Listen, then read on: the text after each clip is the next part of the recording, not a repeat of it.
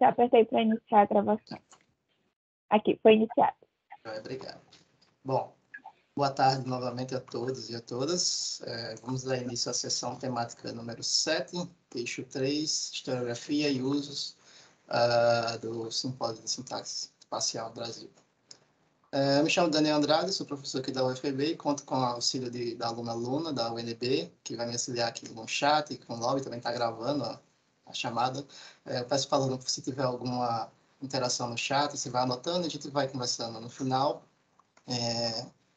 Eu queria agradecer à organização pelo convite de estar aqui mediando essa mesa, agradecer aos autores por terem enviado os trabalhos e estarem disponibilizando seu tempo de apresentar aqui para nós e haver uma discussão no final.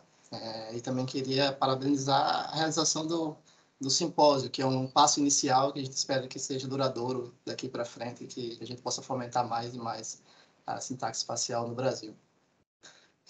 Vou ficar responsável por controlar o tempo de vocês, então vocês vão ter 15 minutos para apresentar o trabalho de vocês. Vão ocorrer as 4 apresentações e, ao final, vamos fazer uma discussão, uma rodada de conversa aqui entre os autores e os convidados que estão os ouvintes que estão assistindo a sessão. Eu vou ficar controlando o tempo, vou levantar minha mão quando faltar 5 minutos da apresentação, eu levanto minha mão só para vocês terem uma noção do tempo que está passando, mas podem continuar a apresentação sem problemas. Os trabalhos de hoje, a gente já deu uma alterada na ordem para iniciar, como conversado com vocês anteriormente. Então, o trabalho inicial será o Paradoxo da Galeria Progressiva, Neurociência e Morfologia aplicadas na análise do comportamento espacial em uma tipologia de galeria de arte, dos autores Ana Luísa Rolim e Luiz Eiraldo Amorim. O segundo trabalho será Espaço e Tradição da Arquitetura Neocolonial no Brasil, 2 residências de sua sintaxe espacial, Ana Carolina Ferreira Machado e Ana Paula Campos Gugel.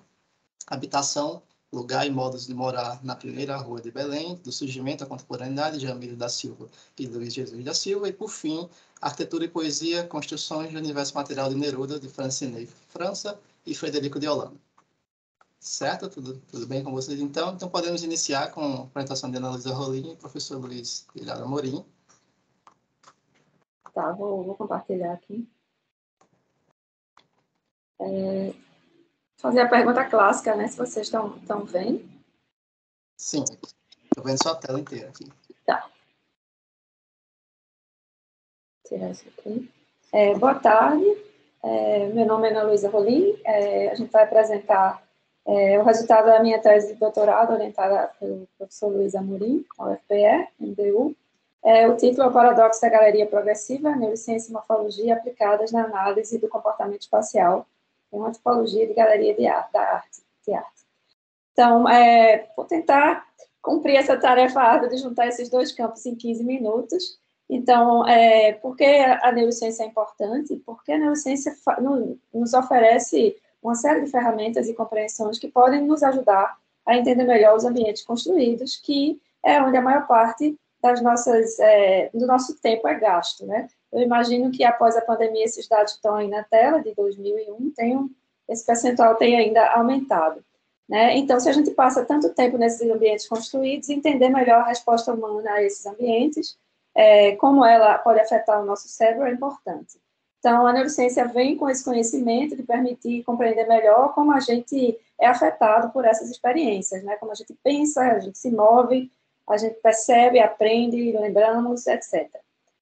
Hoje em dia, a neurociência está, nos últimos 20 anos, muitos avanços têm acontecido. É uma ciência nova, no sentido, principalmente, das ferramentas tornarem-se disponíveis através de aplicativos e coisas desse tipo, como é o que a gente usou nessa pesquisa. E aí, permitindo o alcance dessa informação a um público maior. É um tipo de conhecimento que tem se alastrado para outros campos, né, das ciências humanísticas, e a arquitetura é um deles. Especificamente nesse estudo, a gente está interessado na neurociência cognitiva, que é uma espécie de subcampo da neurociência, que se relaciona à percepção, linguagem, memória, resolução de problemas, tomada de decisões e foco atencional, que é especificamente o que a gente vai tentar medir na pesquisa. Então, talvez por uma necessidade de arquiteta, né, a gente tentou aí, colocar graficamente como é que o ser humano entra em contato com esse ambiente. Quando isso acontece, há um efeito central, que acontece aqui atrás do córtex órbito frontal, E aí a gente tem dois sistemas em operação, um é o sensorial e o outro é o visceral motor, que é a resposta mais comportamental ao estímulo. E esses dois operando geram um estado disposto a ser afetado, e é esse estado disposto a ser afetado que nos interessa. Também a gente não tem muito tempo, mas é interessante que essa é a área do cérebro mais importante, né, para o tipo de resposta ao espaço, que acontece aqui no córtex, é a região rica em neurônios e em atividades entre eles. Dentro da neurociência, com a ajuda, eu queria agradecer à neurocientista Silvia Laurentino, a gente teve a oportunidade de conhecer mais sobre uma das redes, o cérebro coordenado por uma série de redes específicas, uma delas é a rede de saliência, que é um sistema, digamos assim, mais fácil de apreender, onde a gente consegue entender ele na sua íntegra, e a partir disso a gente chegou na ideia de tentar medir uma das capacidades que são coordenadas por essa rede, que é o foco, a capacidade de foco atencional.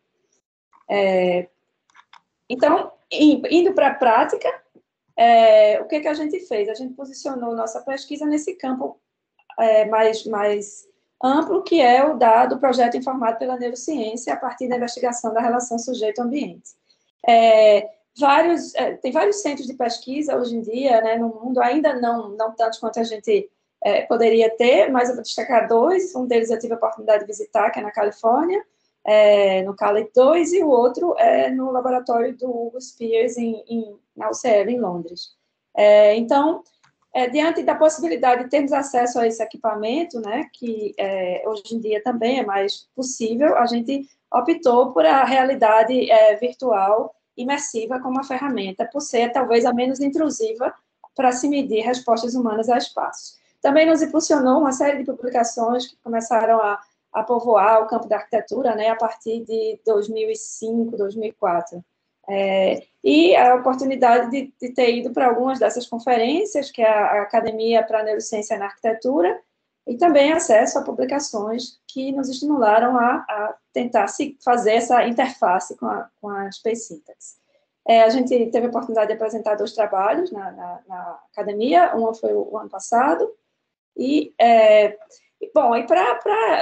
como objeto de pesquisa, talvez por isso eu esteja aqui nesse bloco, né, a gente volta na história da arte e da história de formação dos museus e escolhe um tipo de espaço expositivo que a gente descobriu essa terminologia na literatura da arte, que é a galeria progressiva.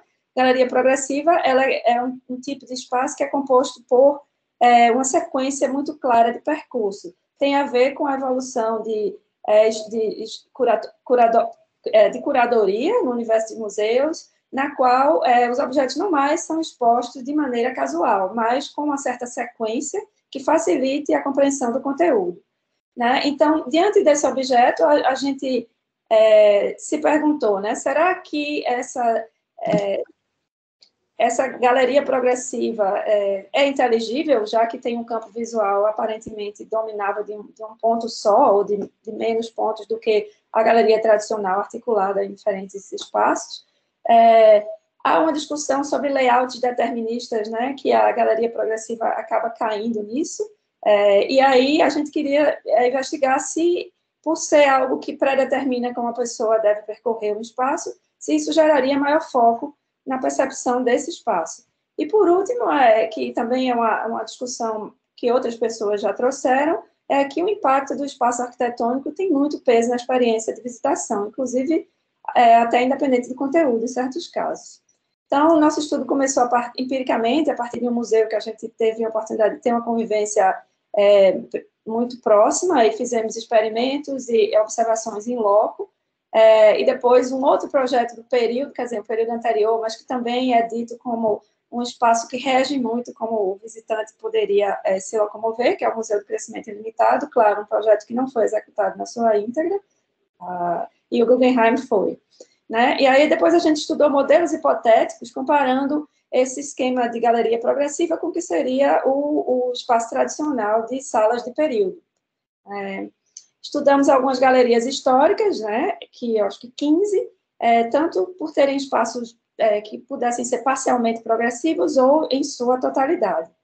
E aí a gente chegou, a partir da análise convexa e visual, a gente chegou a alguns resultados e chamou muita atenção o fato realmente de uma das nossas hipóteses serem confirmadas, que é essas galerias, elas se demonstraram com mais de 90% com altos índices de inteligibilidade. Após isso, a gente queria estender essa pesquisa para espaços que a gente pudesse testar os limites dessa progressividade. E aí, baseado nos casos históricos e no museu que pudemos visitar, criamos uma espécie de uma coleção de layouts que, para testar o quanto a galeria progressiva, se ela fosse deformada, ela poderia manter esses números ou alterar, né, as propriedades espaciais.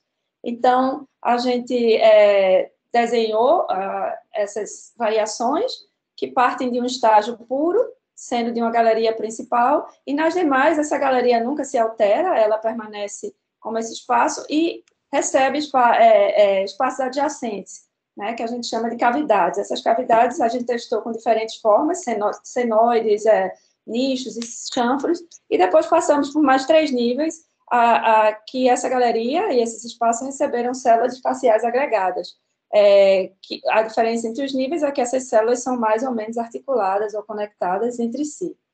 E aí também fizemos a análise, né, convexa, não dá para a gente esmiuçar tudo isso, mas focamos sobretudo na análise visual, talvez por pura intuição, né, e aí também a gente consegue perceber que os índices de inteligibilidade visual também são bastante relevantes.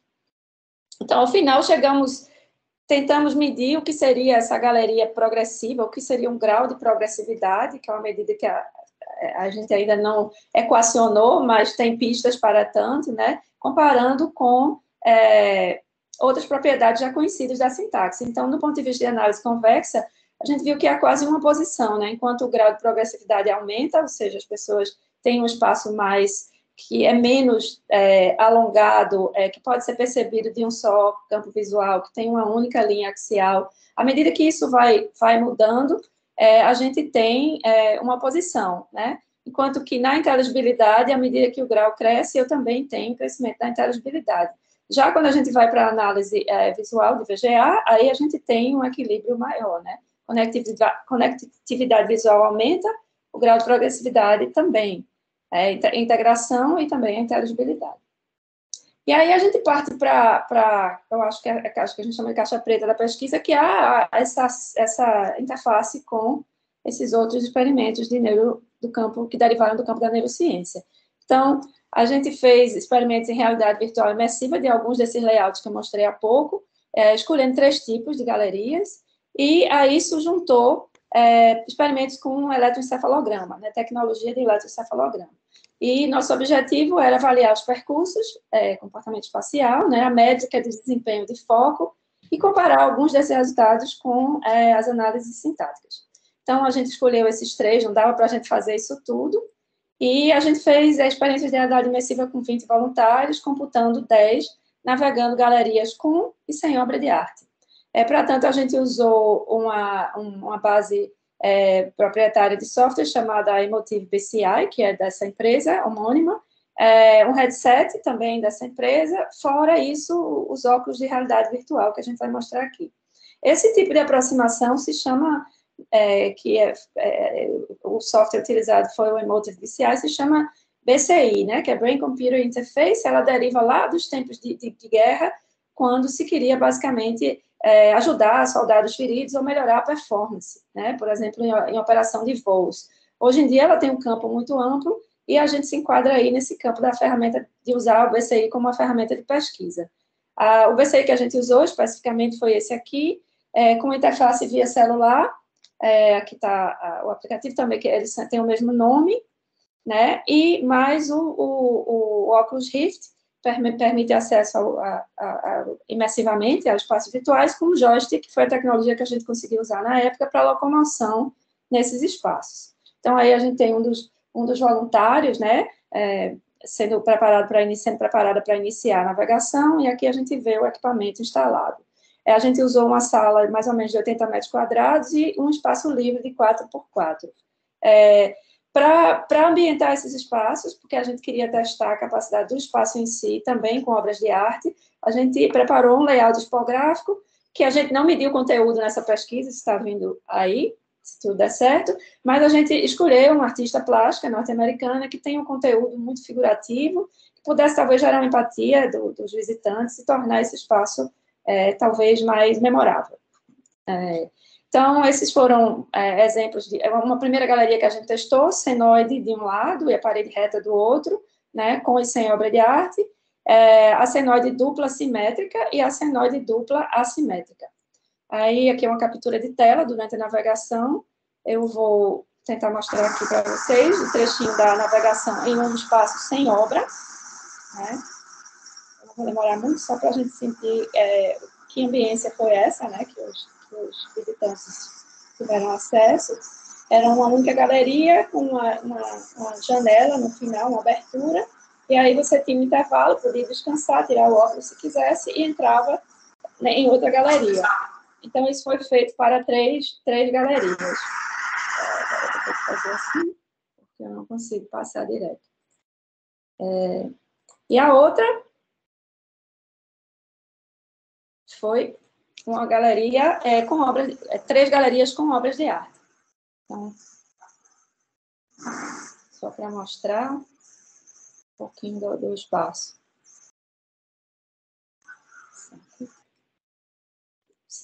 Então, o nosso primeiro interesse era mapear e analisar percursos.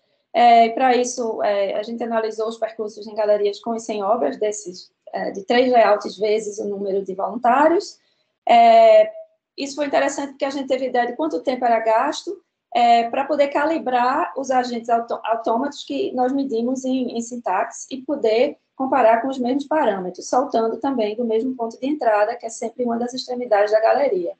Aí é um exemplo dessas comparações que fizemos, a gente sobrepôs os percursos em cinza, são os percursos dos agentes autômatas, e em cor são os percursos nos 3 tipos de galeria dos visitantes, nos experimentos. E aí chegamos a alguns resultados, eu só vou falar aqui um pouco dos principais, é que realmente houve maior concentração na galeria principal, ao invés das cavidades, e quando se entrou nas cavidades, isso aconteceu com mais frequência nas galerias sem obra, né? E as galerias sem obra também mostraram um caráter exploratório maior da visita, com os percursos se espraiando, não só na galeria principal, mas em direção às cavidades. Então, a gente depois foi aferir o foco dessas pessoas durante o percurso. Isso é um método completamente experimental, né? A gente extraiu do software o que mede outras coisas, a propriedade de foco, tentou estabelecer uma relação com o tempo, né? Então, aqui nesse gráfico a gente tem, por exemplo, os picos, são representados pelo valor que o software detectou, e a gente converteu nessa relação aí para ficar mais fácil ver. Aqui é um voluntário sem obra de arte, e aqui é um voluntário que andou no espaço com obra de arte. Então, assim, a gente podia dizer o que a pessoa estava vendo quando ela atingiu esses picos, né? Poderia analisar. Então, através disso foi um trabalho também, talvez hoje em dia seria um pouco mais rápido, né, com sensores mais avançados, mas isso foi bem laborioso, mas a gente conseguiu captar aí o que as pessoas viam, né, que ponto da galeria elas estavam, etc. E aí depois a gente criou essas formas de analisar isso, parcializar esses picos de foco e entender melhor onde eles ocorriam, né? E aí, para nossa surpresa, a gente viu que, em termos absolutos, esse software mede de 0 a 100, então até 50 é considerado um valor baixo, né? 50 a 100 começa a aumentar. Então, foi baixo em relação à performance que a gente podia esperar. Então, a maioria dos valores fica abaixo, a maioria gritante, né? Abaixo de 50. A gente correlacionou a duração da navegação com esses picos de foco e, realmente, à medida que se passa mais tempo, o foco tende a diminuir um pouco. Aí a gente analisou também onde esses focos se aglomeravam para chegar à conclusão que realmente era na galeria principal também. Vou passar aqui mais rápido. Então, o local de maior ocorrência foi aqui no centro, nessa galeria fora das cavidades. Os valores de foco foram baixos. A quantidade de foco vai diminuindo à medida que você vai navegando na segunda e na terceira galeria, e que as obras não influenciaram no aumento desse foco. Houve uma clara diferença em termos de visada das galerias para onde as visadas apontavam mais, né? Também, um mais no fim da galeria, outro mais no início. Houve maior presença nas cavidades quando a gente não tinha obra de arte, e a gente especula o motivo que a gente vai falar no final.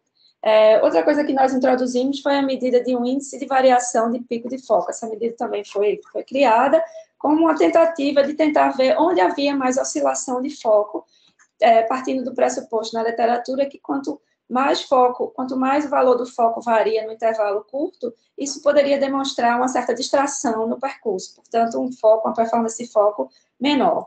E aí a gente fez isso e a gente chegou aí a esses valores. E também, para nossa surpresa, né, os índices deu mais variação, né, deu menos valor, que quer dizer menos variação, e, portanto, a experiência mais focada nas galerias sem obras de arte. Então, houve uma fraca correlação a pessoa fica mais distraída à medida que ela passa mais tempo, isso não se correlaciona tanto. Como eu disse, isso aí é só um resultado, né? Eu acho que foi o mais importante, menos oscilação de foco nas galerias sem obras. Aí a gente comparou também outras experimentos, assim, experimentais, né? Porque a gente ainda eu pelo menos não tinha encontrado nenhuma base para isso, então a gente fez uma série de sobreposições dos dados encontrados na plataforma de neurociência, EEG, com sintaxe. Eu não vou poder falar de todos, mas a gente comparou com as áreas de percurso, se áreas onde havia mais movimentação de agentes, eram áreas onde havia tido maior ou menor foco, etc. A gente viu também que não afeta muito a questão de obra de arte, na localização desses picos de foco, né? E talvez porque a galeria com obra de arte demande mais um esforço informacional, ela tem mais coisas a ver, e ao mesmo tempo ela pode ver essas coisas a partir de um ponto só, talvez isso tenha concorrido para esse foco não ter uma performance tão boa. Enquanto que na outra... Só lembrar do tempo, tá bem? Eu sei, vou tentar correr aqui. A gente também olhou as isovistas, e o mais importante, eu acho, foi a relação com a integração visual, que não há muita coincidência nas galerias com obra. Na galeria com obra tem um pouco mais, ou seja, onde teve mais pico é de onde as pessoas teriam mais possibilidades, né? Segundo a sintaxe, de ser visto e ver. Né? Isso foi uma correlação, uma correlação quase inexistente. Como conclusão, a gente pode dizer que houve uma forte relação entre a geometria do espaço e a espacialização do foco, se a gente considera como geometria a grande diferença a galeria principal e as cavidades, que essa metodologia pode ter um potencial para ser usada em projeto curatorial e arquitetônico, se a ideia é o foco, né? Que a presença de obras não parece ter ativado o foco, e sobre o efeito fadiga, que é algo que se diz muito em museu, mesmo quando a gente isolou a primeira galeria, ao invés de medir todas conjuntamente, o foco na galeria com obra de arte ainda foi menor do que na sem obra de arte. Estou acabando. Então, a gente pode concluir que, com base na nossa amostragem, nem sempre a coexistência de elementos que a gente tinha nas nossas hipóteses como característicos da galeria progressiva levou a uma maior experiência de foco. Aí é o que a gente chama do paradoxo da galeria progressiva. Obrigada. Obrigado, Ana Luísa, pela apresentação. Só lembrando aos participantes da sessão que quem tiver alguma pergunta pode colocar no chat, que a aluna vai anotando e no final a gente faz, ou pode guardar, que no final a gente abre para perguntas aos apresentadores. Então, muito obrigado, Ana Luísa, mais uma vez pela apresentação. Vamos seguir para a segunda apresentação, que é o trabalho titulado Espaço e Tradição da Arquitetura Neocolonial no Brasil, Duas Residências e Sua Sintaxe Espacial, autoras Ana Carolina Machado e Ana Paula Gugel. É a Ana Carolina que vai apresentar, certo? Certo. Vamos lá.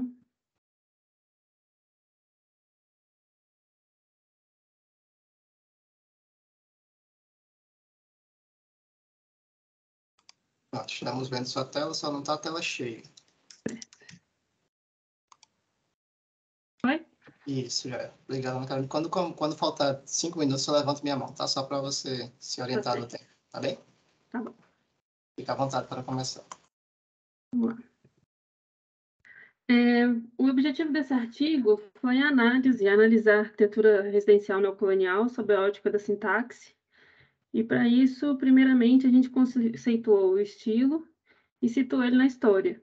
E também entendeu o que foi São Paulo como o cenário, inclusive precursor do movimento. E, para isso, nós selecionamos 2 estudos de caso, que são residências projetadas pelos 2 maiores nomes do movimento, que é Ricardo Severo e Vitor do Bruguera. É uma pequena amostragem, só para a gente ter uma noção do estilo e da sintaxe no estilo.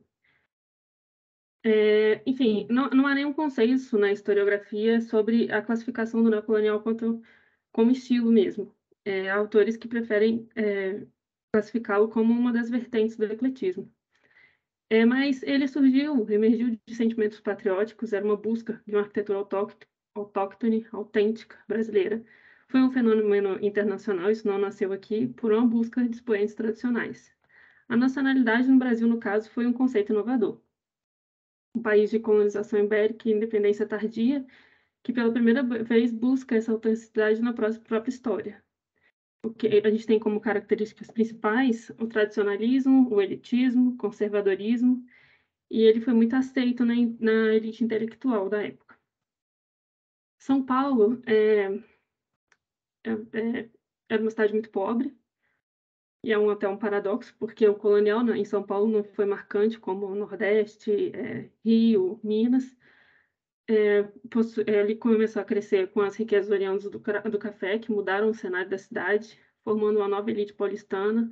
A Avenida Paulista foi escolhida por essa elite, baseada nos boulevards franceses, né? E o colonial tinha muitos estrangeiros aqui também, com o fim da escravidão e depois mão de obra para a industrialização. Escassez de materiais importados por causa das grandes guerras dificultou, então, a manutenção do ecletismo, né, materiais vindos de fora. E 2 grandes marcos podem ser destacados. Em 1914, com a Arte Tradicional do Brasil, que foi uma palestra apresentada por Ricardo Severo, que foi o principal avivalista do movimento. E em 1922, a comemoração do Cenário da Independência fez aflorar esse sentimento nacionalista, né? O primeiro arquiteto o Ricardo Severo, um português, engenheiro, formado no Porto, precursor do movimento e um crítico ferrenho do ecletismo. Ele simboliza essa teoria apolínea racional de que a busca tinha que vir do lusitano, que é a raiz cultural brasileira. A casa escolhida foi a Casa Número de Oliveira, como está aí na imagem. O outro arquiteto, Vitor do Bruguera, que era um francês, ele cresceu na Argentina, não possuía uma formação acadêmica e projetou obras no estilo eclético, neocolonial, moderno ou protomoderno, como alguns autores classificam. Ele representa essa teoria dionisíaca, né, que coloca o colonial como uma das vertentes do ecletismo. Mas ele praticou um neocolonial próprio, peculiar e bastante coeso. Foi um grande nome na época. Aqui temos a imagem da casa escolhida para análise, que é a Casa Baronesa de Arari, que é a única casa pertencente à nobreza, que fazia parte da Avenida Paulista. Como sintaxe, destaca uma frase do Haley Hanson: o espaço tem suas próprias leis, sua própria lógica, pode agir como um sistema de restrições sobre a sociedade, não obedece a certos conjuntos de determinantes sociais, sem impor qualquer coisa de sua própria autônoma realidade. Aí vem a teoria da lógica social do espaço, que é um viés objetivo, calculado, interpretativo, da análise da arquitetura, que se baseia nos princípios quantificáveis e topológicos, com as características analisadas geradas pelas conexões, posições e relações entre espaços, deixando de lado a métrica, né? Molda-se nas configurações do sistema de permeabilidades e barreiras. Para isso, para esse estudo, nós levamos em consideração, pegamos alguns aspectos analisados. O primeiro deles é a relação nas casas, relações interpessoais, que, segundo Holanda, pode ser divididas entre os próprios moradores de diferentes idades, moradores e hóspedes, moradores e visitantes e moradores empregados. No caso do estudo, nós vamos destacar moradores empregados, moradores e visitantes e entre os próprios moradores. O primeiro método da sintaxe foi a elaboração dos grafos justificados gerados pelo software JASS, que faz uma leitura das relações de acesso, permeabilidades, onde os círculos são os ambientes, linhas, conexões, e calculamos a profundidade, integração e controle dos espaços. O paradigma dos setores também foi usado, dividimos cada ambiente, setorizamos, né, em social, íntimo, transição, serviço e externo. Geramos o grafo de visibilidade, desenvolvido pelo DepthMap, que mostra a integração visual, né, obtida pelas isovistas, ponto de vista do sujeito, e como ele lê o ambiente a partir disso. A primeira casa, que conseguimos a planta, a casa na Numba de Oliveira, do Ricardo Severo. Identificamos os cômodos, setorizamos e marcamos as conexões. Esse foi o primeiro, inclusive, desafio desse trabalho, porque era difícil. O neocolonial não foi um estilo não um estilo tão valorizado, então não tem muitas obras residenciais para a gente conseguir coletar esses dados. E da Casa Baronesa de Arari, também fizemos a identificação dos cômodos, a setorização e as conexões entre esses cômodos. Vemos, e nas duas, em vermelho a entrada, o setor social, a circulação, os ambientes íntimos, em azul, e amarelo os serviços. Então, a partir disso, geramos os grafos. Geramos 2 grafos de cada casa.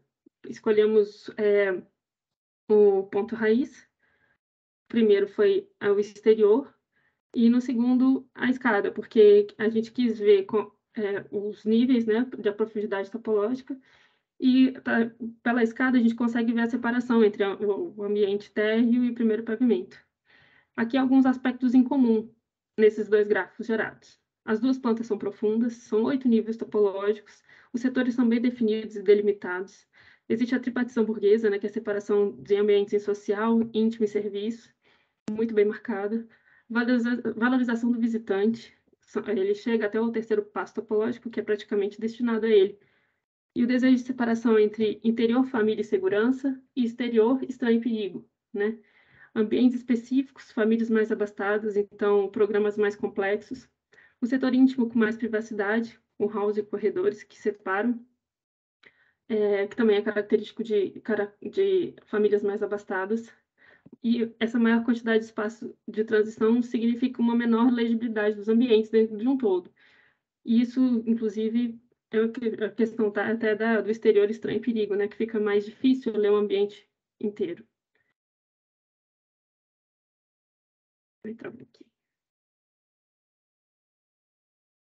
Agora vamos para as especificidades de cada uma. A casa Numa, 41 ambientes. O mais profundo deles é a varanda do quarto do casal. O de maior controle, o corredor esquerdo, o primeiro pavimento, porque era onde tinha o acesso ao quarto da governanta, e a área de serviço do andar superior. O menor controle era da sala de música, o espaço mais integrado, o hall principal, e de menor integração, o lavabo do escritório. A integração dos ambientes-chave do maior para o menor se deu em hall, sala de jantar, copa, sala de visitas, exterior, cozinha e quarto principal. O que isso significa? Que a área íntima e o setor e serviço, a área íntima e o de serviço eram os setores mais valorizados. O hall integra a maior parte do sistema e a copa e a sala de jantar funcionam como ambientes de transição. Na Casa Baronesa, o ambiente mais profundo foi o banheiro social, de maior controle a copa do térreo, de menor controle a despensa e cozinha, os mais integrados o hall da escada, o menos integrado o banheiro do térreo.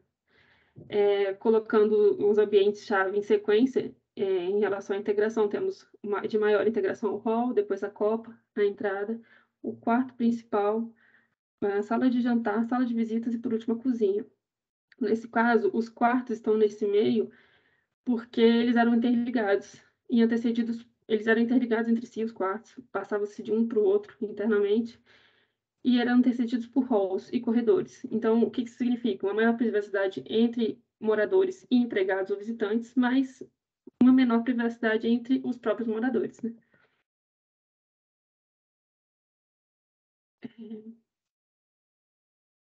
Quanto ao gráfico de visibilidade na Casa Numa, que a gente reparou que no andar térreo, a maior visibilidade se encontrava na sala de visitas e jantar, com maior elegância, né? Ambientes mais elegantes.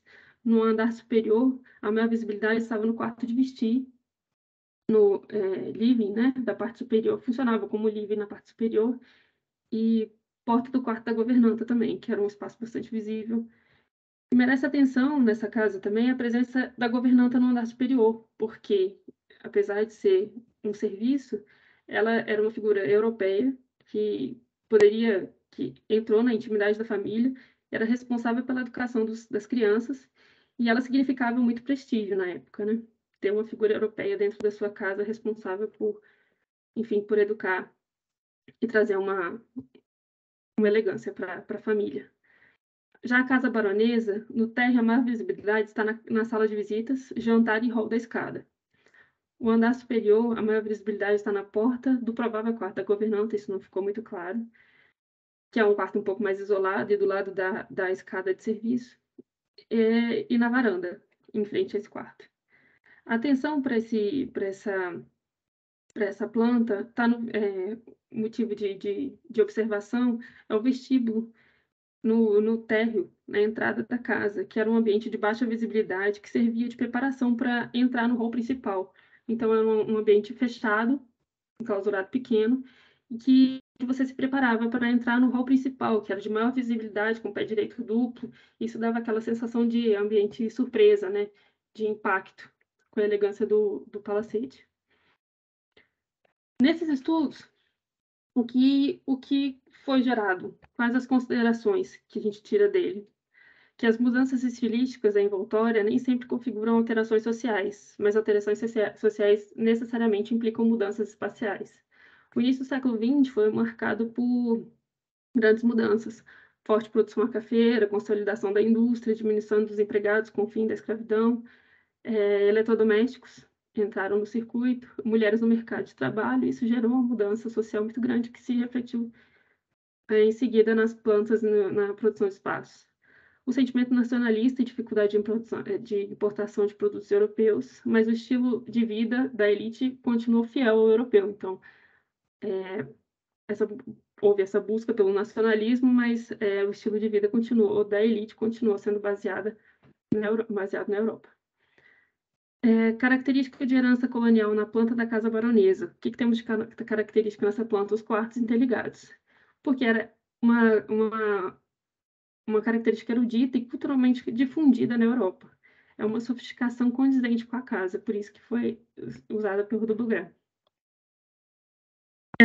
Uma importante consideração é a quantidade de banheiros também que começou a surgir nesses projetos, que é a pontualização, porque ambientes controlados, precedidos por hall, alto grau de complexidade da planta, preocupação em modernizar o sistema sanitário depois do fim da escravidão, porque não tinha mais os serviços que carregavam os dejetos para fora. Então, um sistema de banheiros foi necessário o desenvolvimento. As relações interpessoais. O que a gente percebeu foi a maior privacidade na casa numa, apesar da presença do quarto da governanta. Na casa da baronesa, apesar dos quartos interligados, grande número de halls para acessá-los e ligá-los aos banheiros, estabelecendo distâncias topológicas entre ambientes íntimos e o restante da casa, que eram bem separados, bem marcantes. A importância do visitante também, que mereceu destaque nesse estudo, com o setor próprio social, a alta visibilidade, ambiente de controle e isolamento do setor de serviços. Então, os anéis de circulação faziam com que fosse possível isolar os empregados, o circuito dos empregados dos visitantes, do acesso dos visitantes à casa. Isso mostrava um alto grau de cordialidade que se tinha na época por receber essas visitas em casa. O setor de serviços era isolado e de baixa visibilidade. O fluxo era separado, inclusive o setor de serviços possuía uma escada própria e uma entrada de acesso restrito. Os empregados da casa não entravam pelo mesmo lugar, possuíam rotas específicas, inclusive uma escada específica para não andar junto com os moradores e com os visitantes. Os espaços de transição, habitações afastadas, grandes áreas para halls, corredores e varandas. Esses espaços de transição merecem destaque, porque eles ocupavam muito da planta, o espaço era muito grande. Então, para esse tamanho controle, tinha que ser uma família bem abastada e era característica dos grandes palacetes mesmo. Copa, que é importante na dinâmica social segregadora, que fazia a transição dos empregados entre a área externa, social, área de serviço e escada de serviço para acessar o pavimento superior, parte de diferentes anéis de circulação, circuitos e estratégias entre seus setores e os demais. Na Casa Numa, a copa no térreo do pavimento superior era uma extensão do setor de serviços. Na Casa da Baronesa, o serviço ficava apenas no andar inferior. As varandas podem ser observadas também como uma grande valorização desses palacetes e também de grande influência europeia, que é a disposição dessas casas no lote, com valorização muito grande dos jardins. Essas varandas também faziam uma conexão entre setores, eram anéis de circulação, funcionando como rotas alternativas, extensão do cômodo interno, ligação com o jardim, que era valorizado na Europa, mas no período colonial a varanda foi um método construtivo encontrado para conforto climático. Enfim, a atividade industrial e as consequentes modernizações alcançaram o interior das casas, possibilitando novos hábitos, relações e espaços, novos conceitos de explicação, evolução, modernidade. O neocolonial não se apresentou como representante do novo estilo de vida, consolidando-se a partir dele o modernismo. Observa-se que essas casas hoje, inclusive a sintaxe com certeza vai explicar na dinâmica da cidade de São Paulo, em termos de urbanismo, por que São Paulo, por que essa avenida destruiu todos esses palacetes e deram lugares a centros comerciais e habitacionais em altura e em grande destaque. Então, essas casas, infelizmente, hoje não temos mais como visualizá-las. E eu acho que eu falei muito rápido, eu engoli muita coisa que eu queria dizer.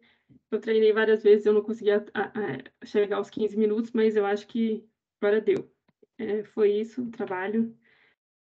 E a conclusão foi que é preciso estudar o neocolonial, é preciso dar novas visões para ele, uma atenção especial, porque apesar de não ter esse consenso sobre estilo ou não, foi importante na nova percepção do Brasil como importante na história e como símbolo de uma arquitetura própria e forte. E o neocolonial, inclusive, ele faz parte do vernáculo brasileiro. Em muitas cidades do interior se percebe como ele foi forte. Apesar de não valorizado, ele se difundiu bastante na sociedade.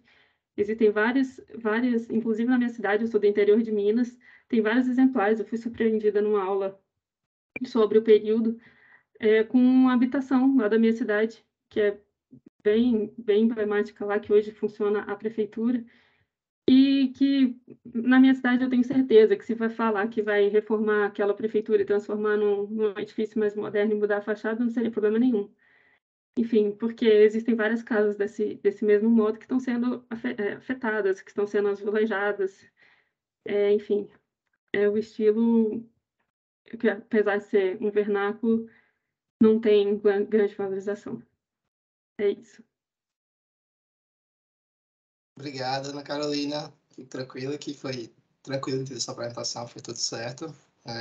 Passou um pouquinho de tempo também, mas sem problema, ainda estamos dentro do previsto, então podemos seguir. Muito obrigado.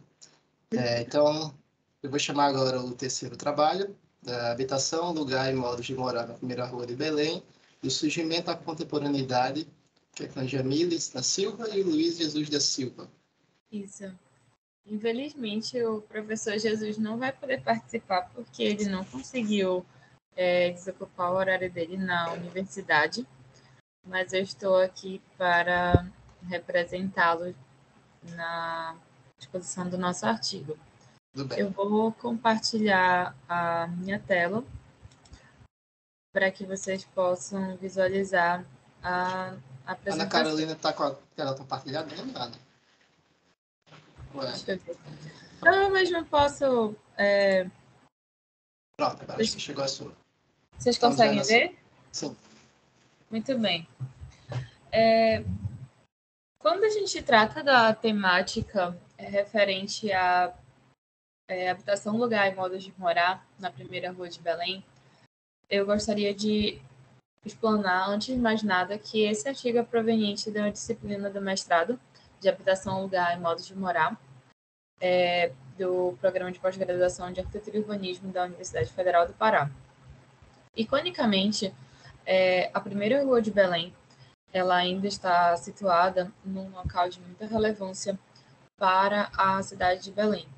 Como vocês sabem, a região norte ela é banhada pelos principais rios do nosso país.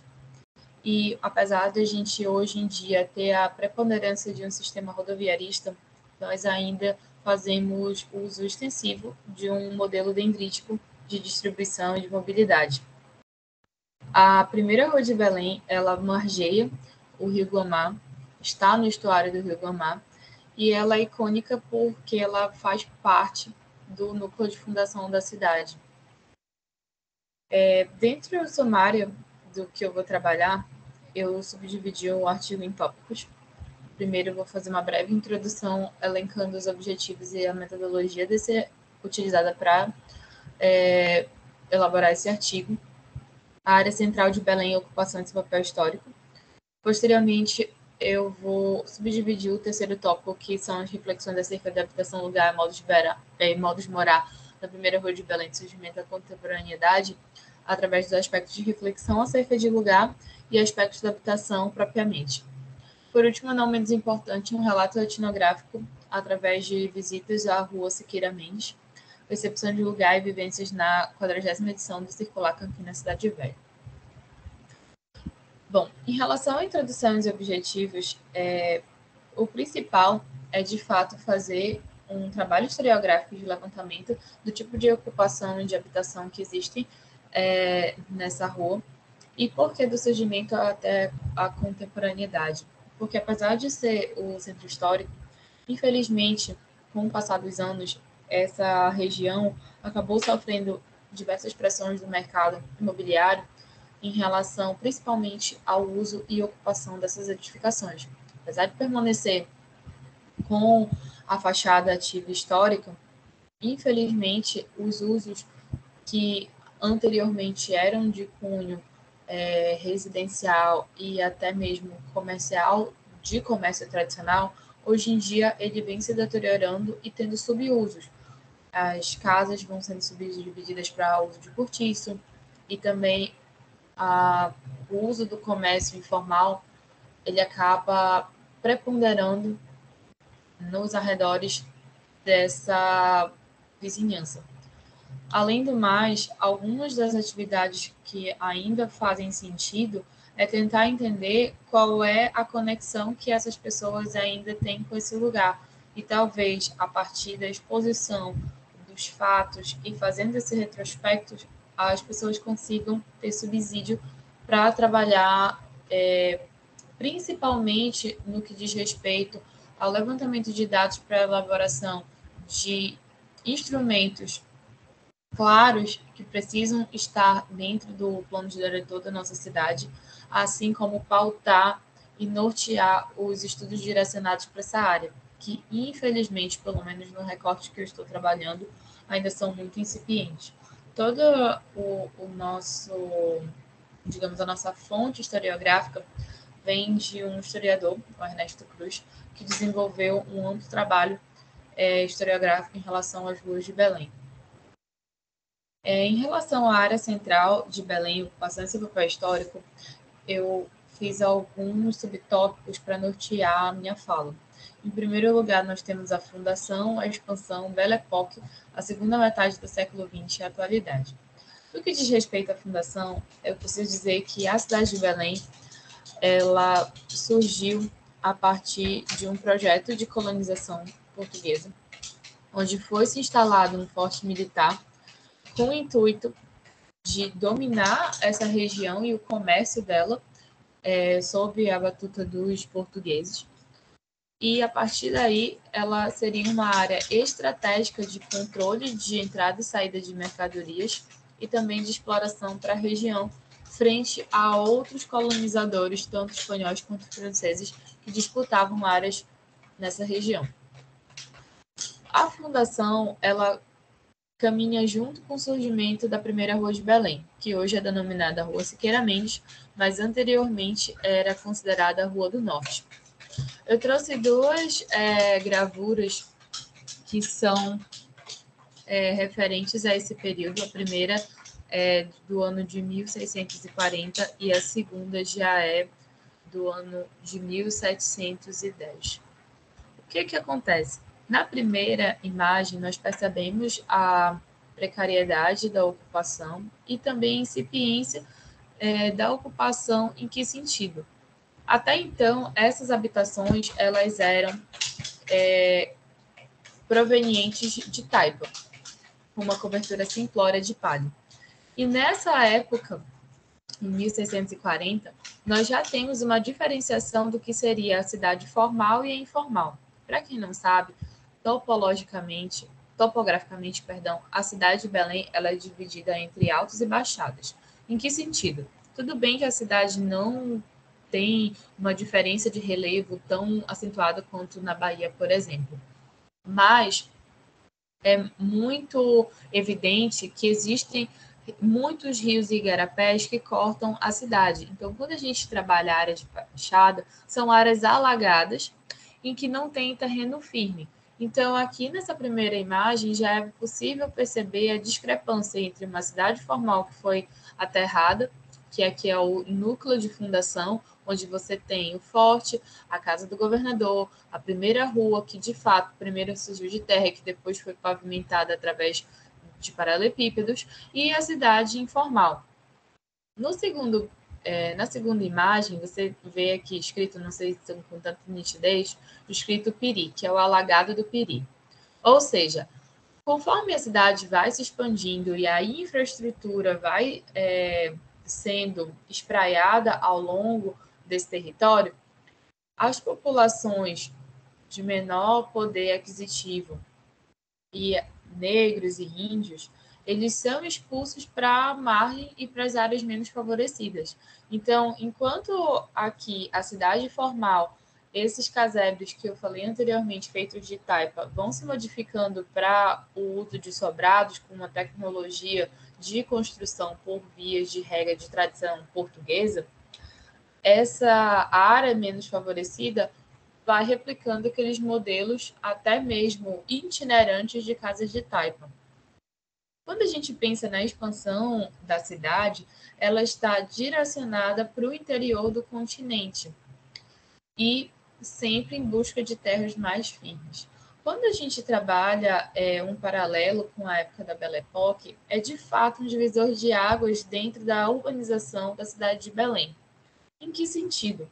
Foi uma época em que um ciclo efêmero econômico de muita pujança acabou transformando profundamente a estrutura urbana e o modo de morar dessas pessoas, porque com os pés da economia da borracha, basicamente tudo na cidade era importado. Então, existia a necessidade de replicar um padrão europeu de vida, seja no interior da vida doméstica, pela subdivisão dos cômodos, até mesmo a forma que essa cidade vai ter esses aspectos de urbanização. Entretanto, com a queda da economia efêmera da borracha, nós percebemos uma degradação paulatina dessas áreas, ou seja, o centro econômico de interesse que estava relacionado ao poder até então estabelecido no centro histórico da cidade, muda de lugar dentro da área urbana, ou seja, o centro histórico da cidade em si passa por um período de muita instabilidade, principalmente no que diz respeito ao imobiliário, porque é muito abrupto a saída dessas lojas e comércio formal, ou até mesmo repartições públicas, e elas migram para as mais novas da cidade. Então, chega um momento que, na segunda metade do século XX, a gente começa a perceber o uso informal e também a evasão de uso residencial nesse setor da cidade. E o que ocorre? Fazendo um comparativo com outras cidades que também possuem um centro histórico, por exemplo, como São Luís do Maranhão, por incrível que pareça, a maioria do uso e ocupação do solo no Centro Histórico de Belém ainda é de cunho residencial. Porém, pelo fato dessa zona de centro histórico não ter a mesma característica da época de fachada ativa, espaços públicos seguros e usabilidade desse espaço e o fornecimento de equipamentos públicos de qualidade, ela acaba se tornando deserta. As pessoas ficam, de fato, enclausuradas em casa. E até que ponto isso consegue influenciar o uso e percepção desse ambiente? Em que sentido? É quando as pessoas, de fato, não conseguem mais se reconhecer com esse ambiente e elas acabam remontando ao que seria ao lugar da memória, que seria apenas uma referência do que um dia aquele local já foi. Elas não conseguem, de fato, conseguir se identificar e perceber esse espaço e ter a sensação de pertencimento com que elas, no panorama atual que elas se encontram agora. Eu vou passar o slide e iniciar uma discussão acerca de lugar para dar continuidade à minha fala. Quando eu abordei as reflexões acerca de lugar, principalmente eu faço uso de estudos relacionados à fenomenologia, onde a gente vai citar o Merleau-Ponty, também as noções de percepção ambiental, ambiência, topofilia, vindas do Ifotuan, um geógrafo sino-americano, e também é preciso trazer em pauta a questão da materialidade. Em que sentido? Quando a gente realiza estudos pautados em fenomenologia e percepção, nós acabamos nos inserindo e nos aproximando desse objeto, mas seria, o que eu venho pesquisando, um erro entender que nós somos apenas observadores passivos dessa paisagem. A todos os momentos em que eu fiz parte dessa paisagem, seja apenas visitando esporadicamente ou indo fazer os meus relatos etnográficos, eu entendi o dinamismo e a troca simultânea que existe em estar dentro desse ambiente. Essa troca de percepção, ela nunca é uma via de mão única. Apesar de ser muito sutil, quando nós nos inserimos no ambiente, é preciso levar em questão, em pauta, o fato de sermos percebidos e percebermos o ambiente, ou seja, é um canal duplo.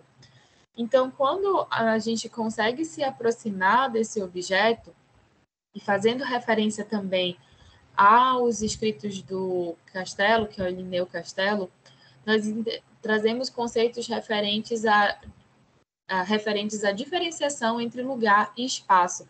Em que sentido? A conotação afetiva que é possível estabelecer e os vínculos que são possíveis de identificar entre essas pessoas e esse espaço, que elas transcendem, de fato, os sentidos.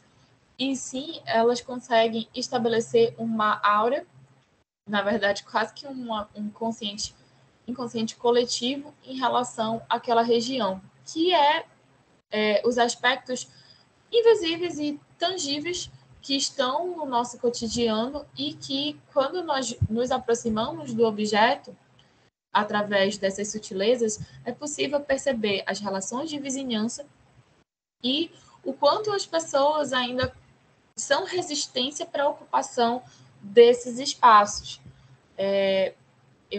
Quanto tempo ainda tem? Só para não... Estamos com 14h30. Então, tá, já. Eu tenho quantos minutos? Como todos passaram um pouquinho, chegando em torno de 15 a 20, vamos tentar fechar no máximo em 20. Tá, Vai? eu tenho o quê? Uns 5 minutos ainda? Isso. Tá bom. Jesus Cristo, vamos lá. Aspectos de habitação e modos de morar propriamente.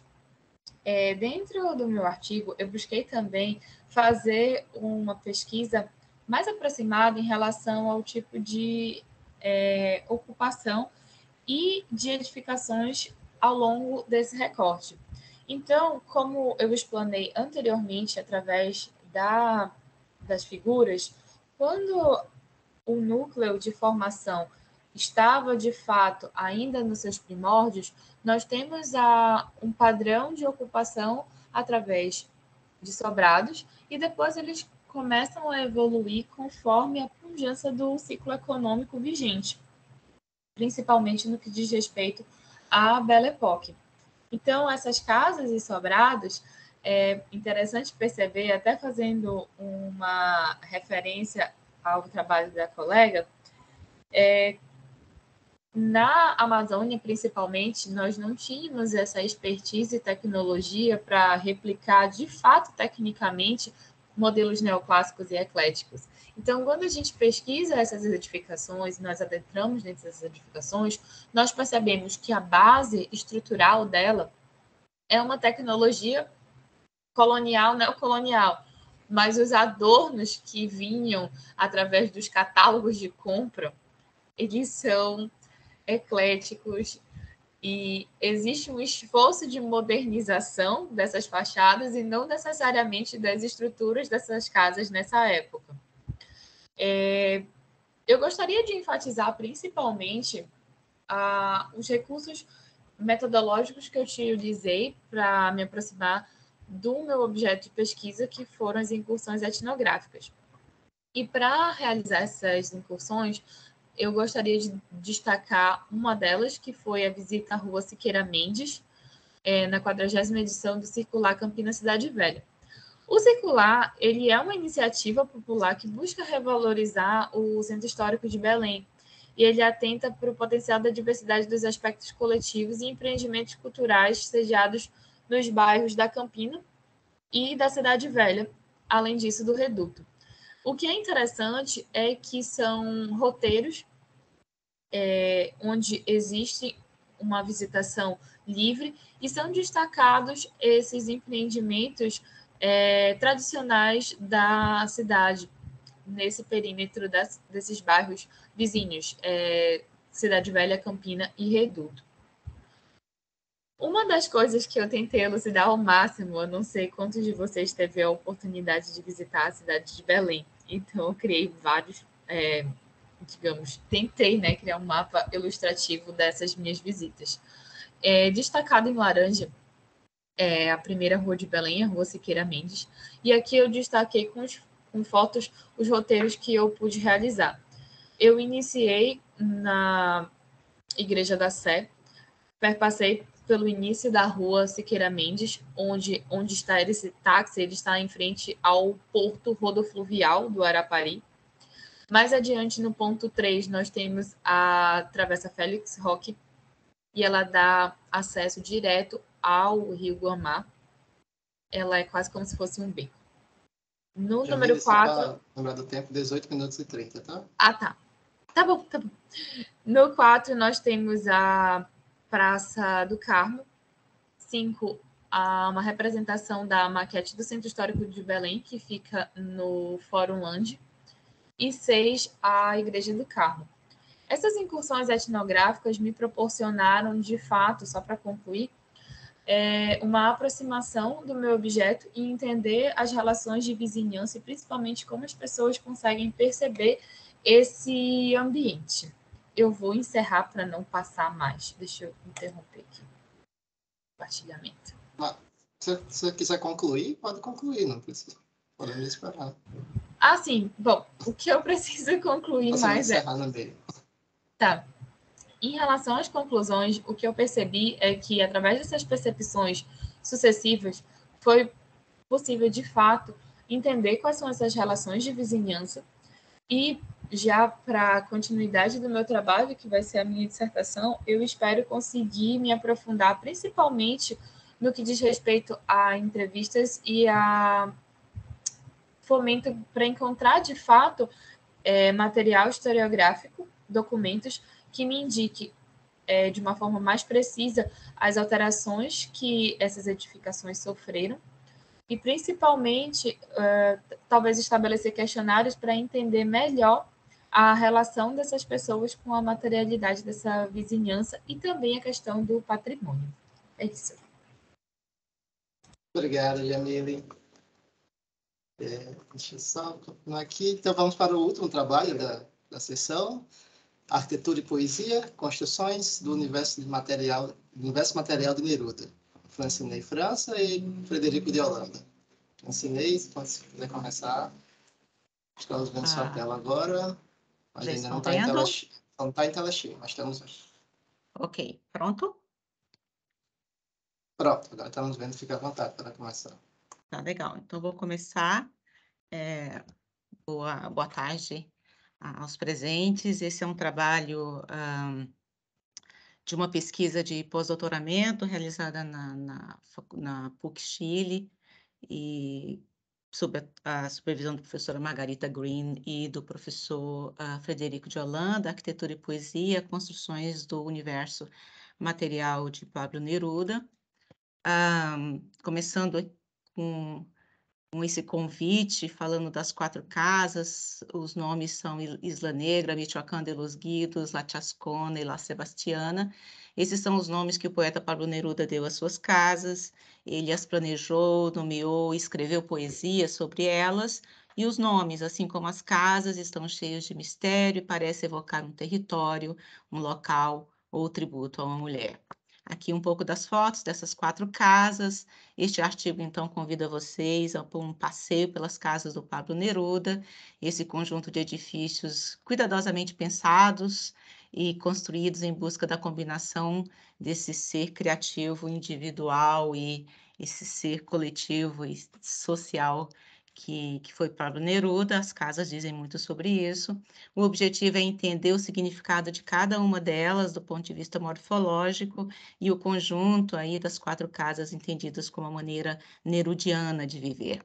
Os pontos de partida, então, a ideia de que Neruda não era apenas o proprietário delas, mas o projetista dessas casas, porque ele trabalhou intensamente com os arquitetos, interferiu diretamente nos projetos, mudando significativamente a morfologia a configuração, a morfologia dessas habitações. E o espaço, então, nos diz muito sobre o Neruda. As casas são muito conhecidas, e elas são museus, e elas são conhecidas pelas coisas, e a primeira vez que eu visitei uma delas, eu pensei, acho que assim como as coisas, o espaço diz muito sobre o Neruda. Então, como pesquisadora de sintaxe, nada como espaço, analisar esses espaços do ponto de vista morfológico para entender o que ele nos diz sobre o poeta. Estudar cada casa e seu processo de ampliação, porque não é uma construção única, são várias etapas até que essa casa se torna aí esse espaço nerudiano. Comparar a versão final dessas casas é o processo de compreender esse universo material de Neruda, e por isso parte de uma pergunta, a pergunta é se existe um espaço nerudiano. Vou falar rapidamente sobre elas e já mostrando a análise de cada uma delas e também deste conjunto. A primeira, Michoacán de los Guidos, uma casa comprada em 1938, reformada até 1945, nesse período em que Neruda viveu com Délia del Carril, sua segunda esposa, até 1955. A casa marca um período importantíssimo da vida de Pablo Neruda. Ela é conhecida como um espaço de memoráveis tertúlias literárias, encontros que varavam à noite, pela concepção de uma casa de portas abertas, então recebia visitas inesperadas para almoçar, jantar e que acabam ficando pela casa, um espaço de encontro de intelectuais, Violeta Parra, Diego Rivera, Salvador Allende, além de vários políticos do Partido Comunista. Foi nesse período que Neruda foi eleito senador pelo Partido Comunista. Ele mudou oficialmente o nome dele de Ricardo Eliezer Naftali Reis Basualto para Pablo Neruda. Também nessa casa ele escreve grande parte de um dos mais importantes livros, que é Canto General, um dos seus principais livros, e o nome é uma homenagem à região de Michoacán, que ele e Délia viveram antes de regressarem ao Chile. A casa teve 3 processos de remodelação, de 38 a 43, uma proposta de 1944, que também é estudada, e a versão final, em 1945. Aqui mostra um pouco. A casa É construída num terreno muito comprido, composto de 3 grandes volumes, o núcleo principal, que vai ser foco da nossa análise, o núcleo principal, na lateral, a casa dos empregados e o espaço do ateliê da Délia, era uma artista plástica, essa lateral, então, é o ateliê, o salão de baile, e ao fundo uma espécie de anfiteatro, em homenagem a Federico García Lorca, amigo do Pablo Neruda, que foi morto na Guerra Civil Espanhola. Aqui em vermelho, aqui no canto superior esquerdo, a casa original, uma casa pequena, em torno de 60 metros quadrados. A casa original, a primeira modificação em vermelho, e em verde, a última modificação. Então, essa planta mostra as intervenções em vermelho da primeira remodelação, o verde da segunda, e em preto, que ficou da casa original. Se nós analisarmos cada planta dessa, podemos entender como a casa original ela cresce em número de espaços convexos e até o final uma formação de uma parte muito permeável, rasa, com muitos anéis, mas com uma estrutura muito marcante, de uma estrutura em árvore. Se a gente fosse falar brevemente de alguns resultados dessa análise da casa de Michoacán, a gente entende que ela cresce, aumenta de 7 níveis, de 4 para 7 níveis de profundidade. Os números de espaços convexos aumentou, mas os níveis de profundidade ficaram mantidos ali entre o grafo 1 e 2, mas a gente percebe, então, essa estrutura em árvore nos grafos 3 e 4, com a inclusão do mezanino. Essa estrutura em árvore mostra a segregação do espaço de trabalho de Neruda, em amarelo é o escritório, e é muito interessante, a gente vai ver repetindo uma estrutura em que ele é o mais isolado e cercado de elementos que são importantes na vida do poeta, como as suas coleções, seja de caracóis, seja de garrafas, seja de outras coleções que marcam aí a vida do Neruda. A cozinha, ela fica mais integrada, ela ficou menos integrada em todas as versões da casa em relação à planta original, então, a cozinha em vermelho passa a depois ficar mais menos integrada nas outras plantas, mais integrada do que a primeira, mas ela fica depois isolada nas outras plantas. Queria chamar a atenção que Michoacán começa aí o Neruda a desenhar a sua concepção de espaço. Quando ele termina a versão de Michoacán, ele inverte a lógica da planta original, e que um quarto do casal em roxo na planta original era mais profundo, mais segregado também, e que nas plantas finais, esse quarto do casal fica tão raso e integrado quanto o espaço social. E isso é muito interessante, porque na casa nerudiana, a gente começa a ver em Michoacán, o espaço de trabalho do poeta é mais segregado do que o espaço tido como íntimo, que é o quarto do casal. O escritório, portanto, em Michoacán é o espaço mais segregado do sistema. Se a gente olha La Chascona, que tem uma outra proposta de implantação, uma casa que não está num único volume também, mas ainda tem a peculiaridade do terreno, ela é composta por 3 volumes. Ela é a casa da década de 50, é a casa que foi construída para o amor secreto de Neruda com Matilde. A casa marca um período importante também, de 49 a 52, quando Neruda volta para o Chile depois do exílio, que ele compra essa casa. Ele é modificada em 3 etapas, a gente pode ver de 53 a 54, o verde é a primeira etapa. Depois tem em vermelho a construção desse segundo processo de remodelação, e por último, esse volume em azul, o volume 3, que é de 58. Eu não falei, mas o nome da casa, La Chascona, é uma homenagem a Matilde, pelos seus cabelos encaracolados. Aqui uma imagem de algumas fotos tiradas para vocês perceberem como a casa, por conta da topografia do terreno, os pátios e as escadas são fundamentais na conexão entre esses volumes. Acho que daqui isso é mais importante. Se a gente analisar esses 3 processos de modificação, incluindo um projeto proposto por Rodrigo Arias para o Neruda, é muito interessante já dizer que ele recusa o primeiro projeto e pede a inversão total da casa, porque ele queria a vista dos Andes e a casa seguindo princípios bioclimáticos. O arquiteto tinha posicionado a casa diferente, o Neruda inverte, porque ele queria a vista da Cordilheira dos Andes. Essa é um pouco da análise Lattiascona, e eu destacaria que algumas mudanças ao longo desse processo de remodelação, por exemplo, na construção inicial, a cozinha era mais integrada que a sala, mas na versão final, a sala passou o espaço mais integrado, em contraste com a primeira ampliação, e na versão final, os espaços sociais do volume 2, que seria a sala de estar e o bar, eles ficam mais integrados do que o bar e a sala do volume 1 da primeira construção.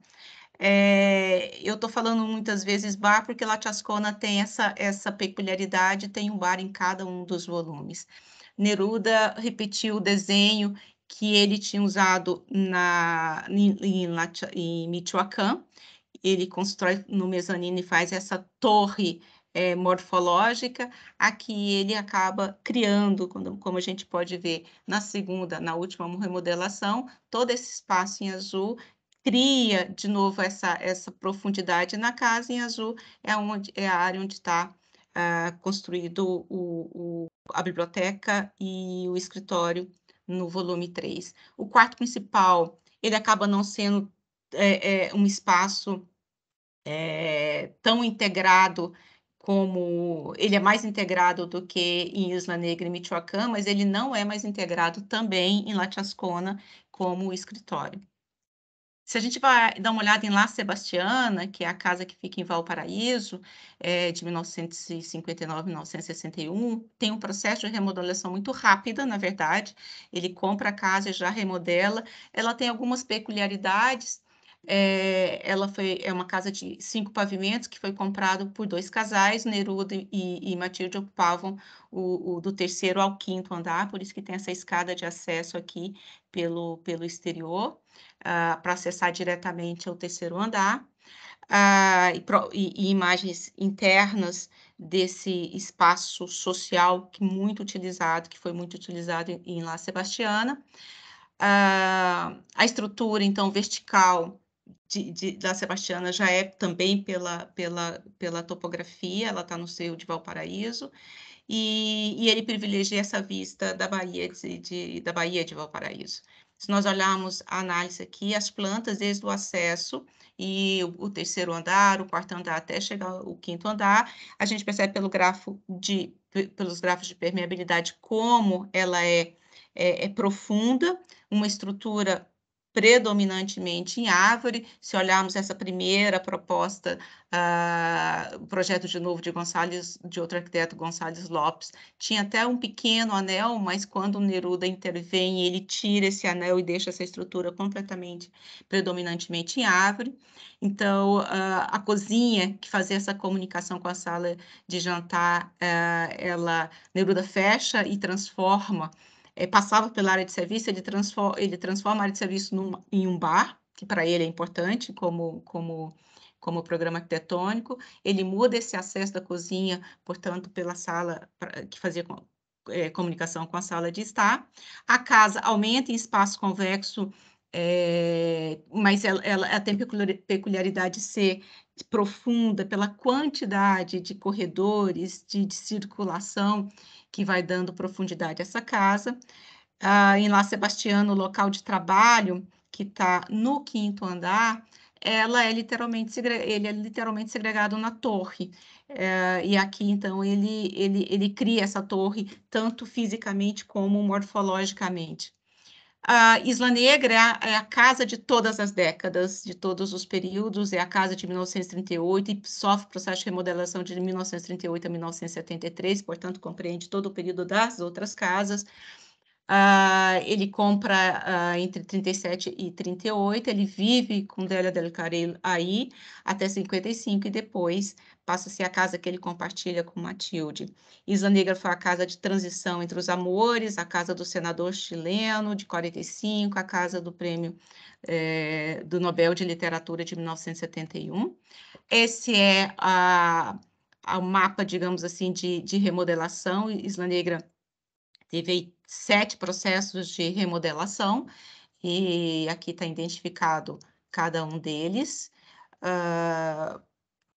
Se a gente olhar a análise configuracional de Isla Negra, então, nos grafos de permeabilidade da proposta original até a última remodelação, que é de 73, a gente vê que a casa, ela não é tão profunda, o que é muito interessante, é a maior casa, a que tem o maior número de espaços convexos, mas ela vai sendo acrescentada porque tem uma lógica de permeabilidade com o exterior muito forte em Isla Negra, em que ela ela fica mais permeável do que profunda. O único grafo que é mais em árvore é justamente o grafo que foi proposto por arquiteto e que Neruda intervém e deixa ela mais anelar e depois vai acrescentando outros espaços, mas essa conexão com o exterior deixa essa casa ela é rasa e permeável. Então, a casa seguiu as propostas iniciais e os grafos mostraram esse padrão. O Neruda vai fazendo essas alterações e esse padrão de Isla Negra vai se mantendo. O conceito de Isla Negra é de ser essa casa aberta, um sistema permeável e raso. Ela tem pouca profundidade em relação ao exterior, no caso do espaço social e íntimo. Aqui também o quarto do casal, ele tem acesso pelo exterior, ele é tão raso e integrado como espaço social, sendo o espaço de trabalho novamente o espaço mais segregado da casa. É interessante que, embora sejam um pouquinho diferentes, morfologicamente, a Isla Negra ela é muito parecida com Michoacán, porque inicialmente tinha um escritório numa torre física, aqui, e depois ele acaba sendo segregado morfologicamente. Se nós compararmos as 4 casas nas suas versões finais, a gente percebe como elas são diferentes do ponto de vista aí dos grafos de permeabilidade, mas aonde é que elas se encontram, né? O que elas têm em comum. Neruda construiu essas casas com uma ideia clara de proposta de moradia e espaço de trabalho. Michoacán, ela difere de Isla Negra por ter uma estrutura em árvore, mas enquanto Isla Negra tem uma torre física no primeiro volume, em Michoacán essa torre é construída morfologicamente. Em ambos os casos, portanto, ele cria esse local segregado para o trabalho. A estrutura em árvore de Michoacán é mais parecida com La Sebastiana, porque é criada, tem uma estrutura morfológica muito clara. O escritório está na torre, morfologicamente falando. E o mesmo acontece entre La Chascona e La Sebastiana. Ambas diferem de Michoacán e Isla Negra, no sentido que a estrutura árvore tem o quarto principal, o escritório, mas o quarto principal, embora fique mais segregado do que Isla Negra e Michoacán, ainda não é mais segregado do que o espaço de trabalho do Neruda. Esse é o espaço mais segregado em todas as casas. Se nós olharmos os mapas de integração, de visibilidade visual, de integração, isso fica ainda mais claro. Michoacán, em De Los Guidos, a gente tem um escritório entre os espaços mais segregados, mesmo ele aqui amarelinho, ele está para chegar, tem todos esses espaços mais frios, inclusive a biblioteca, ficando o quarto do casal e o espaço social entre os mais integrados.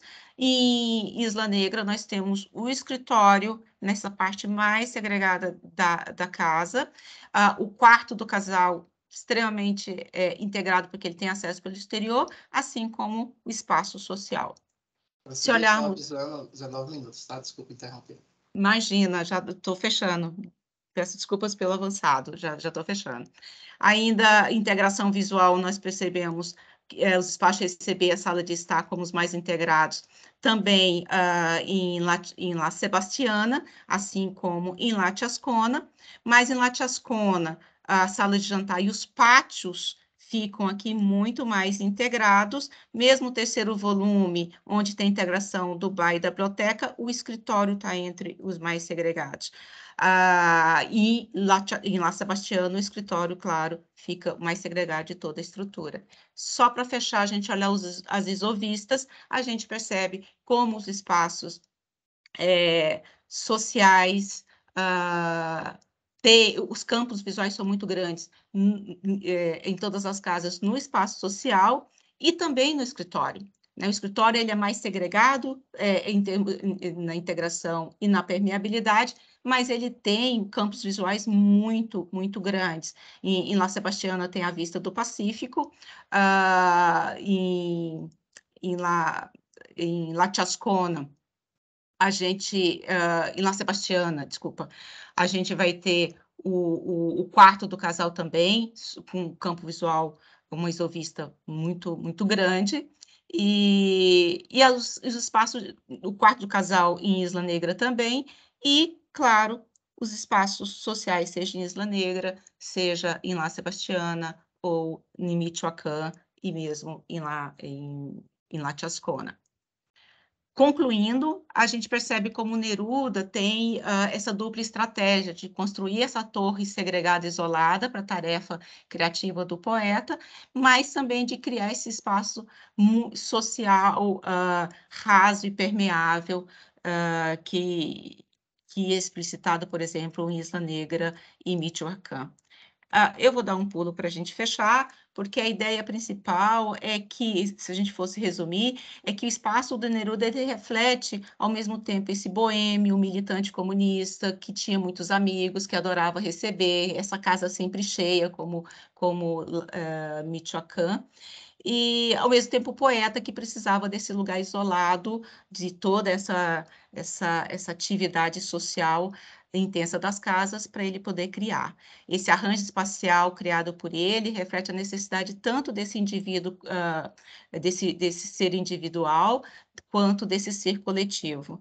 E essa é um pouco a ideia, né? Ele tinha que ter um espaço para trabalhar em silêncio, em solidão, acima da casa, acima da cidade, nas suas torres morfológicas, e separar aí o privado e o público para ele construir a sua poesia.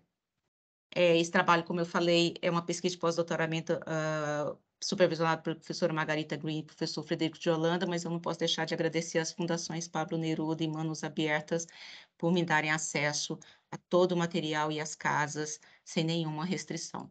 Muito obrigada.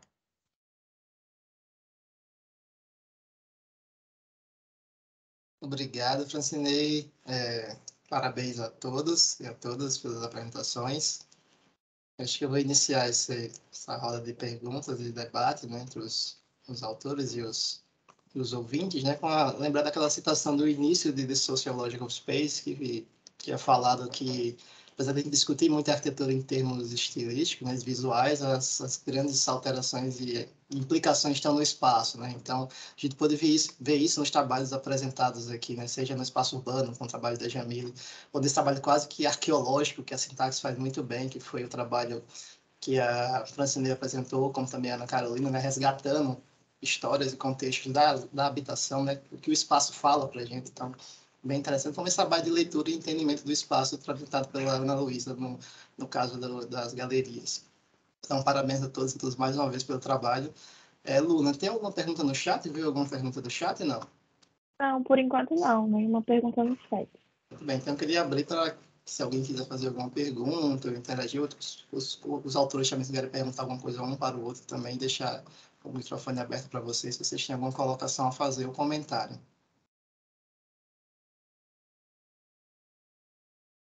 Alguém quer falar? Eu ia só falar com o Fran, parabéns pelo trabalho. É mais uma curiosidade do que eu acho que o seu trabalho está super completo. Deu vontade de fazer um pós-doutorado, né, dessa natureza que você pode explorar a natureza de uma figura assim tão interessante. Eu fiquei perguntando se já passou assim por a sua cabeça, se tem algum plano de analisar a estrutura de poemas com a estrutura da casa.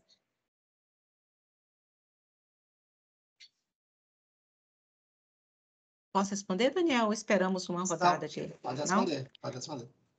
Ana Luísa, acho que quando eu comecei a estudar, eu cheguei a flertar com isso, porque o Neruda, durante a pesquisa, eu fiz entrevista com outro grande poeta brasileiro, que é o Pedro Quintero, e ele conhecia o Neruda, então ele dizia que eles eram de uma geração que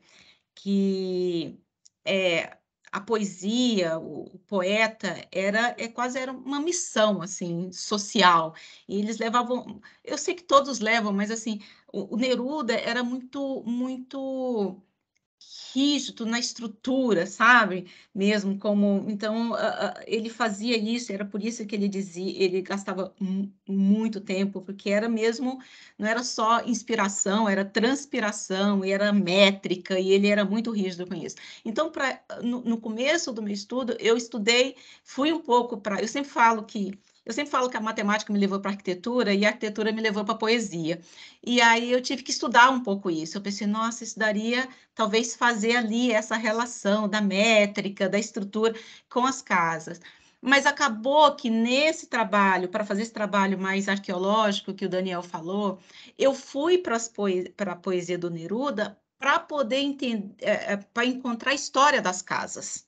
Isso eu fiz, porque aí eu deixei dessa ideia não foi de comparar mais a estrutura da poesia, a métrica e tal, e fui para a poesia, então eu li muito o Neruda, porque o Neruda fez poesia sobre as casas. Então, foi um trabalho meio arqueológico mesmo, porque mapear os processos, as modificações, não foi fácil. Então, além dos trabalhos que falavam das casas, eu fui para a poesia do Neruda para saber, porque ao fazer poesia para cada casa, ele meio que descrevia ela. E aí eu identificava qual era o período de cada modificação. Então, eu fui muito para a poesia, mas para fazer esse resgate mais arqueológico e não fazer essa comparação. Agora, eu vou aproveitar que eu estou respondendo a Ana Luísa, porque eu queria fazer um comentário sobre o trabalho dela. E eu ia dizer, Ana, uma outra coisa que me passou pela cabeça quando eu comecei era fazer um pouco o que você fez, não juntando esses dois mundos como você juntou da neurociência, mas porque como são casas-museus, daria para fazer um estudo delas por esse estudo de percurso de galeria, porque é isso que as casas são hoje, então daria um belo de um estudo. Eu preferi ir para o espaço para entender o espaço nerudiano. Então, eu saí do percurso, portanto, tem essa conexão que daria muito interessante com o teu trabalho. Quero entender essas casas hoje por esse percurso. Qual é o tipo de percurso e o que se apreende desse mundo nerudiano. Eu preferi sair do percurso. Então, isso foi muito interessante. Por isso que eu agradeço tanto às fundações. Elas me deram espaço. Então, eu falo que eu visitava as casas com alguém da fundação, num dia que não era aberta para o público, e com um molho de chaves, e eles abriam todas as portas para mim. Então, eu saí do percurso do turista ou de alguém que visita a casa-museu para visitar a casa que foi habitada pelo Pablo Neruda. Mas esse sim, Ana, daria um outro estudo para essas casas. Quem sabe, né? Vamos ver aí. Eu não queria falar para não dar essa dica que eu acho super boa, mas está dada. Se você me permite complementar, até vendo a profundidade topológica das casas, transforma quase nessa galeria progressiva que a Ana Luísa estava analisando, né? É tão profundo algumas das casas, né, que você vê que você faz esse caminho quase linear, né? De chegar do início ao fim, né? Então, tem uma relação nesses trabalhos, né? Mas é muito bacana o que você falou. Ana Luísa, quer comentar alguma coisa? Agora você falou, eu já estou pensando em outra coisa também, quer dizer, você tem um percurso e você ainda poderia ter a poesia como o texto, no sentido que Marcos fala, né, de acompanhar esse percurso. Porque eu acho que, eu nunca estudei a obra de Neruda dessa forma, mas Frank já deve ter imaginado, ele estava aqui quando escreveu isso, talvez olhando para isso quando escreveu isso, e você percebeu o quanto isso coincide com pessoas navegando, que espaço atraiu primeiro, como foi que espaço atraiu depois, versus a relevância desse espaço na escrita dele, né? Que eu acho que deve ter espaços que aparecem com mais força e outros não, talvez. Tem sim, Ana. Eu acho que isso daria assim, uma conexão muito interessante com essa coisa do percurso. Daria, que na verdade eu acho que é a base para a definição de percurso que a Fundação Pablo Neruda fez, por exemplo. Né? Porque, por exemplo, a cozinha, e aí, desculpa, Daniel, só por conta do gancho da Ana, por exemplo, a cozinha, por exemplo, não era um espaço importante para o Neruda, por isso que ela sempre está segregada. Até quando tinha conexão, ele interrompe a conexão e deixa ela profunda, porque não era um espaço importante para ele. Mas o bar, a sala de jantar, e a sala de estar, isso sim tinha essa dinâmica do espaço de receber e de novo, não para o escritório dele. Então, isso é muito claro nesse mundo nerudiano e eu acho que eles tentaram destacar isso no percurso de visitantes nas casas-museus. Então, seria uma coisa interessante a checar. Obrigado. Eu queria fazer uma pergunta para a Jamile, dentro da perspectiva do trabalho dela. Ela vem falando sobre esse modo de morar da primeira rua de Belém, né, de habitação, e faz esses percursos, né? Então, eu queria trabalhar muita ideia de percepção ambiental, que você está trabalhando no seu projeto. Eu queria saber qual caminho você vai seguindo, que eu acho que faz parte da sua dissertação, você falou, né? Dissertação, tese, desculpa, não me recordo agora. Exato. Aí, qual percurso, assim, você está nesse caminho, qual desdobramento vai seguir esse trabalho, né? Então, eu fiquei curioso de entender isso. Então, atualmente eu defini com o meu orientador que eu quero discutir a percepção ambiental da paisagem e também fazer um contraponto com relação à materialidade e o patrimônio. Pode parecer que não tem nada a ver, mas quando a gente contrapõe a percepção ambiental e as questões relativas à materialidade e patrimônio, a gente acaba incorrendo nos tipos de interferência que nós vamos ter dentro do centro histórico.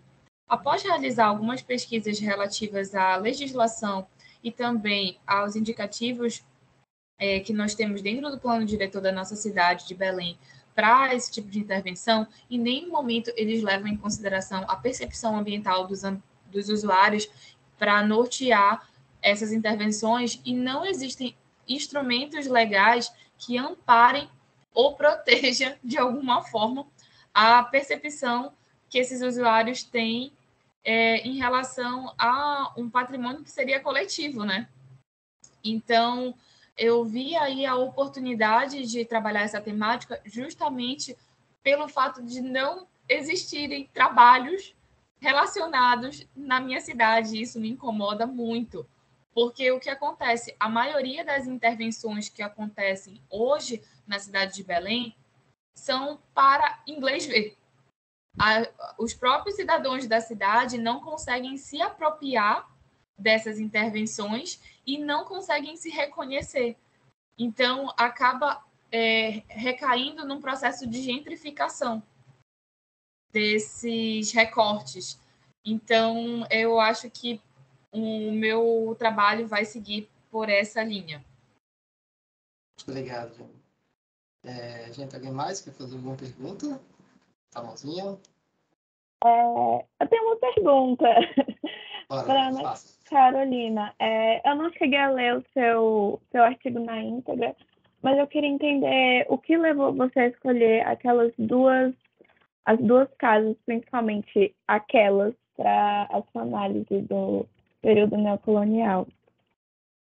Muito difícil escolher qualquer casa para análise desse período, porque a ausência de plantas é uma coisa terrível, né? Da historiografia, assim, de registro. Mas teve um site que até está que é um site muito interessante, que eu achei genial, de onde eu tirei as imagens, pelo menos as imagens do espaço externo foram elaborados todos, não sei se todos, mas de vários palacetes que compunham a Avenida Paulista no início do século XX. E essa pessoa fez esse trabalho magnífico de desenhar todas as casas, mas não a planta. Então, o desafio maior foi esse, foi escolher um período, escolher um recorte, escolher os arquitetos foi fácil, porque eram nomes emblemáticos, mas encontrar residências deles com planta foi a parte mais difícil. Então, por isso que o recorte ficou pequeno, foram só 2 casas encontradas, enfim, valia mais. Ana, eu até tentei entrar no site, tá funcionando ainda esse site, que eu vi na referência, tentei entrar e não consegui. Mas fiquei curioso de ver o site É também. muito legal, vale a pena. Eu vou tentar de novo. Pois é, e até do seu trabalho achei uma coisa bacana de perceber, na sua análise no neocolonial, que retoma aquela citação no início que eu falei do Sociological Space, que apesar de a gente mudar a envoltória da edificação, o estilo, a lógica interna permanece a mesma. E a gente passa para o modernismo e já muda de novo, mais uma vez, e a lógica interna da casa brasileira permanece quase a mesma, assim, vai mudando muito. Né? Demorou, e produz né? habitação hoje quase como produzia há 100, 150 anos atrás, em relação à lógica, à relação dos espaços, né? Que você constata isso no seu trabalho também, que é bem é bem triste essa forma de o empregado adentrar Até pouco tempo a gente estava vendo notícias de que condomínios queriam exigir que empregados entrassem apenas por um acesso pelo elevador de serviço. Então, é uma coisa, infelizmente, atual, né? Sim, ainda é produzido assim, dessa forma. Exato. Mas eu vou até entrar aqui. Oi? Não, só complementando. Perdão, você ia falar? Não. Não, que eu imagino como deve ter sido difícil escolher as plantas e o material, por isso eu perguntei, mas achei muito interessante o seu trabalho de trazer essa relevância para o neocolonialismo, que na faculdade mesmo, assim, eu vi muito pouco, não é algo que a gente trabalha com tanto afinco como uma parte vernacular da nossa história. Achei legal você trabalhar no neocolonialismo. Assim. Pois é, e tem características tão marcantes, até na minha cidade, sabe? Faz parte tão forte do saber, assim, do saber construir, do saber popular. Do colonial passou com naturalidade para o neocolonial nesse interior, né? Aquele reboco marcado, a telha com rapidandurinha, tudo isso tem lá, sabe? E aí você que estuda arquitetura, estuda a história e percebe isso tão simplório, né? Sendo que para mim era tão marcante, foi uma coisa que me chamou nesse sentido. Eu queria também comentar do trabalho da Ana Luísa sobre as galerias, a análise, que eu achei muito legal que ela trouxe, de fato, conceitos da neurociência para o trabalho, assim, aplicados mesmo, né? Que eu via muitos se fala muito hoje em dia neuroarquitetura e pós-graduação em neuroarquitetura, tá todo canto vendendo isso, né? Aí, às vezes eu vou ver nada mais é que psicologia ambiental, um travestido de neuroarquitetura, né? Que eles estão chamando.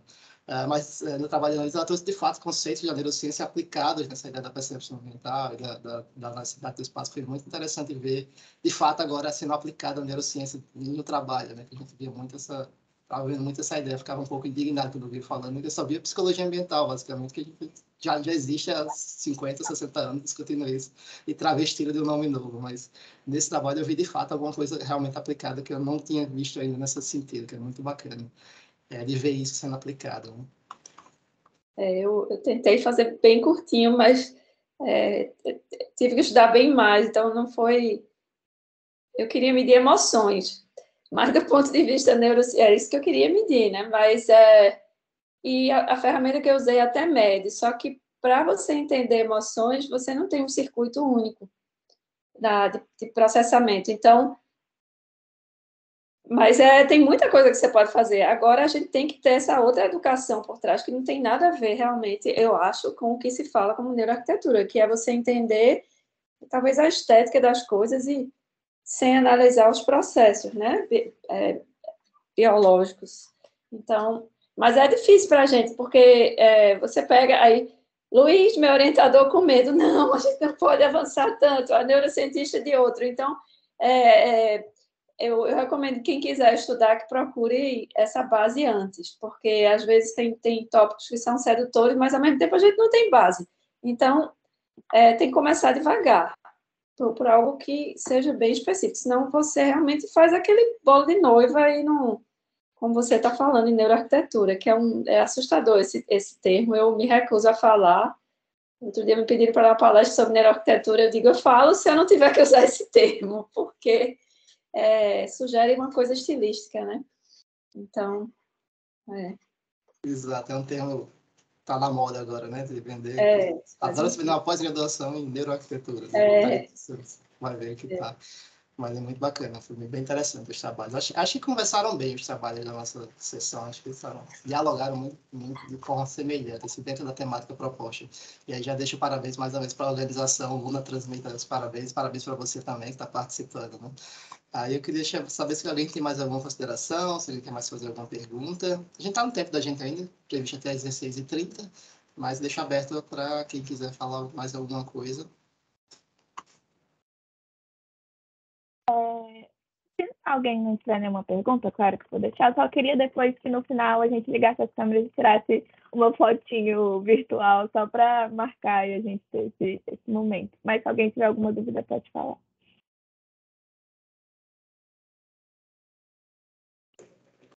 Daniel, eu levantei minha mão. Certo, estou vendo agora. Pode falar. Não, é só para, na verdade, ir na mesma direção do que você falou, assim, eu acho que os trabalhos, dá os parabéns para todos os trabalhos, para os autores dos trabalhos dessa sessão, porque são muito interessantes e como professora de Teoria e História da Arquitetura, Ana Carolina, eu acho que é um trabalho fantástico esse cuidado, desse alerta, né, dessa importância do neocolonial, o trabalho da Jamile também. Eu fiquei muito impressionada quando eu li o trabalho da Ana Luísa, porque eu acho que ela faz esse esforço assim que dá realmente uma abordagem muito mais robusta, juntando esses dois campos aí e usando a sintaxe. Então, eu acho que foram trabalhos muito interessantes e que deixaram essa sessão muito, muito, muito boa. Eu fico feliz, né, de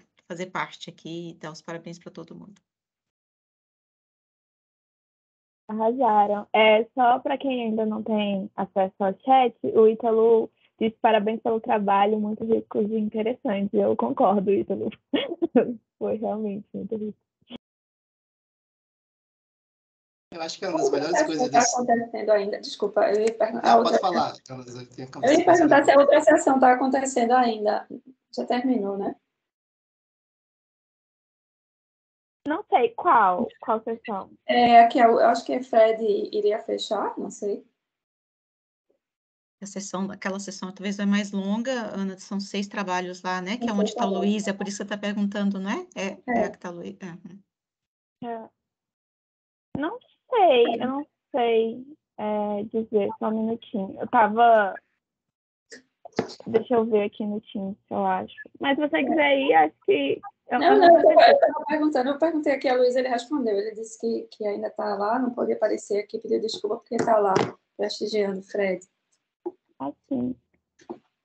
Bom, gente, alguém tem mais algum comentário? Acho que, se não, queria agradecer mais uma vez a participação de todos e todas, né? Como a Francine falou, acho que abre, assim, muito interessante. Eu sinto falta de ter contato com vocês. Acho que uma das coisas melhores do congresso, do simpósio, é você encontrar as pessoas, trocar ideias. E mesmo assim, a gente está fazendo isso virtualmente, né? Devido às condições, mas é uma das melhores coisas da gente poder estar junto, até trocar essas ideias e abrir o horizonte da gente. Então, agradeço a vocês mais uma vez. Se ninguém mais tem algum comentário, vou encerrar a nossa sessão temática número 7, de historiografia e usos. Tá? A aluna acho que pode encerrar a gravação. Aí a gente